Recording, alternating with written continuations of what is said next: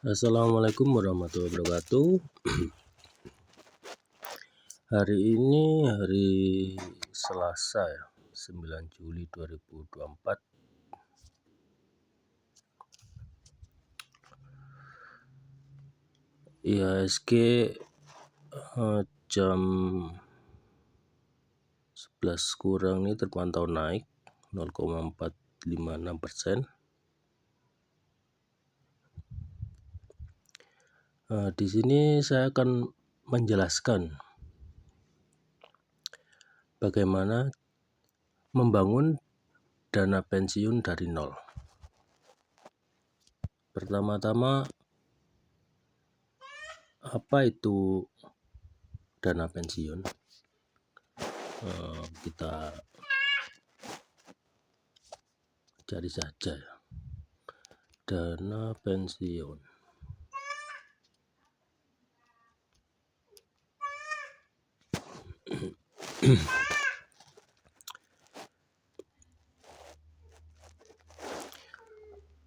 Secara singkat, dana pensiun adalah ini badan hukum ya.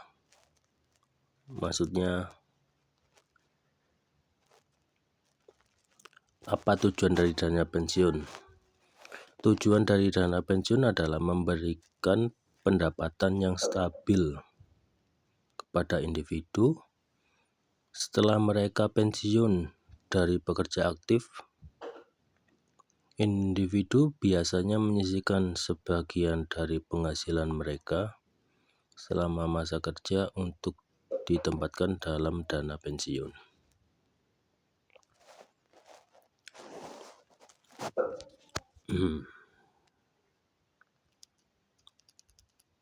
Terus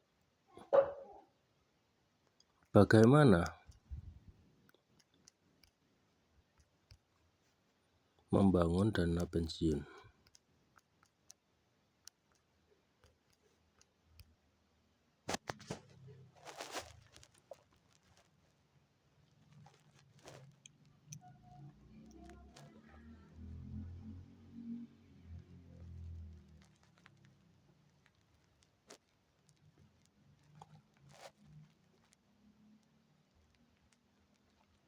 Di BCA ada artikel tentang dana pensiun untuk masa depan. Pertama, mengenal dana pensiun. Dana pensiun merupakan dana yang dipersiapkan untuk menghadapi dan memenuhi kebutuhan manusia setelah memasuki masa pensiun non-aktif kerja. Jadi dana pensiun ini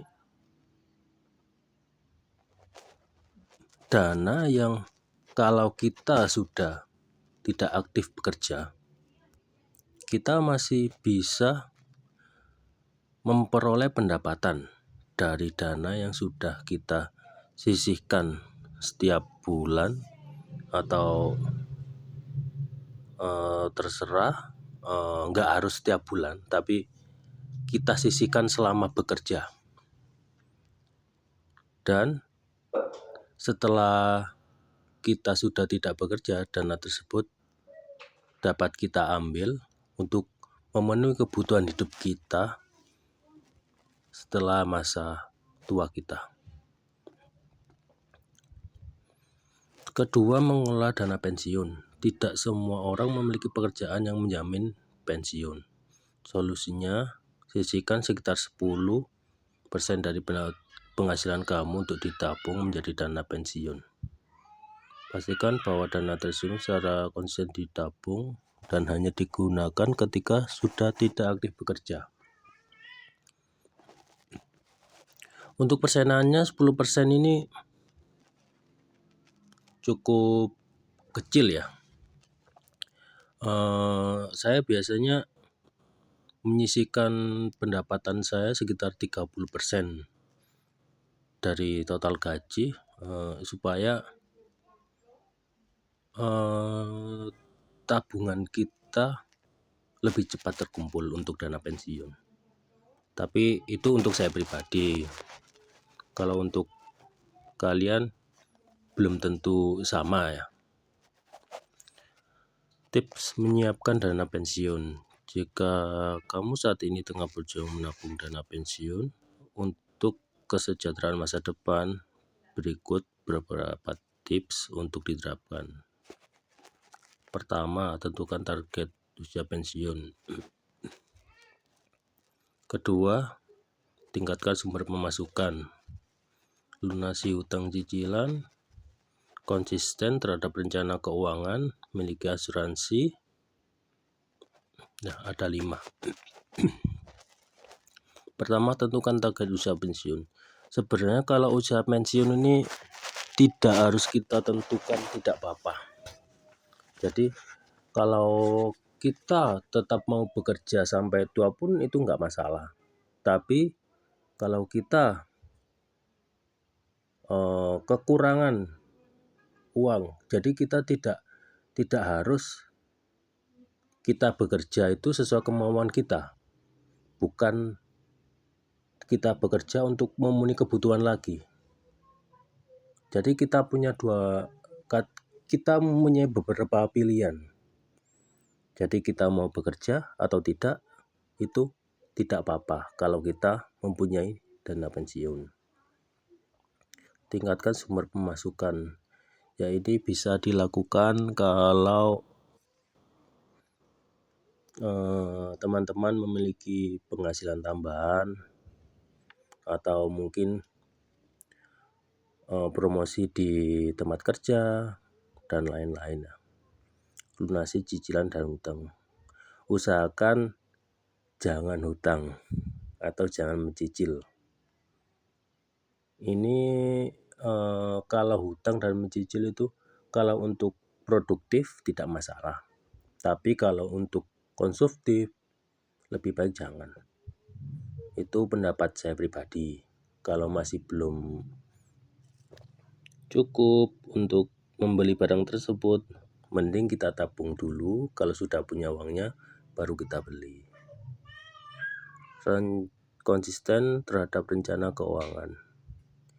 Jadi kita harus konsisten menyisihkan setidaknya minimal 10% dari pendapatan kita. Lebih banyak lebih bagus, tapi kalau terlalu banyak juga tidak bagus. Kita ambil di semampunya kita saja sebenarnya. Memiliki asuransi. Asuransi ini tidak harus ya, tapi setidaknya kita harus memiliki BPJS lah, supaya tidak mengganggu penghasilan kita ketika ada keluarga kita yang sakit, seperti itu.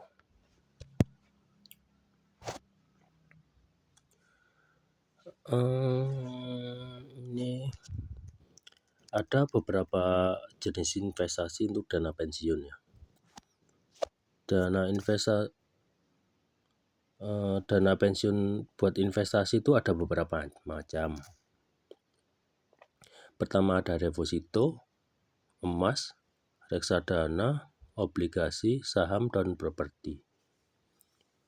Di sini saya memilih saham soalnya saya berkecimpung di dunia saham. Saya tidak ahli dan masih belajar.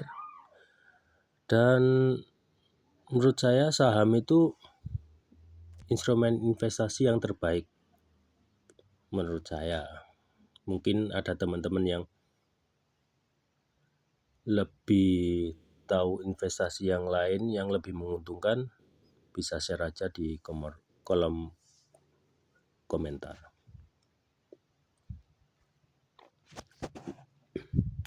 Ini adalah beberapa watchlist yang saya miliki. Jadi ada beberapa sektor yang saya beli. Jadi di antaranya di sini. Hari ini Wika naik, BBNI naik, perbankan naik semua ya. Ada Hexa naik, 50 poin. Besar tetap Adro turun 10 poin, Pans turun. Untuk keseluruhan ini ada ASI turun.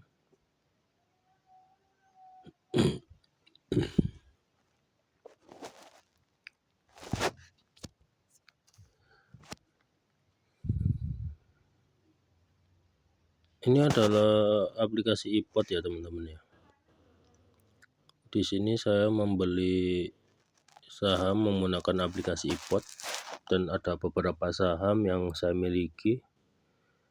Nilai fotonya juga nggak terlalu besar ya teman-teman.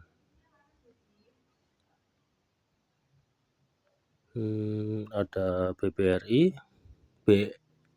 BBRI naik berapa persen ini? 3%. Ada Hexa naik 7%, BMRI naik 8%.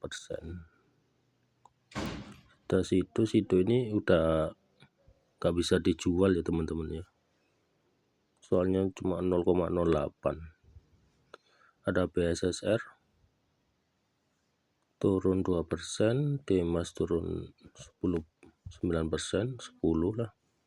BNGA 2%, Adro minus 8% dan Wika minus 83%. Dan ini keseluruhan dari porto saya ya. Total investasinya 36 juta dan potensi lossnya 1.400.000. Ya, ini video singkat dari saya. Mungkin kalau teman-teman ingin lebih tahu tentang proses saya membangun portofolio saya akan membuat video lainnya untuk dibagikan buat teman-teman. Jadi kita bisa sharing atau memberi masukan kepada saya yang masih membangun dana pensiun yang saya miliki. Soalnya portofolio saya juga sedikit berantakan ya teman-teman ya. Ini ada yang minus sampai 83% ini. Sudah, itu saja untuk hari ini. Sampai jumpa di video berikutnya. Assalamualaikum warahmatullahi wabarakatuh.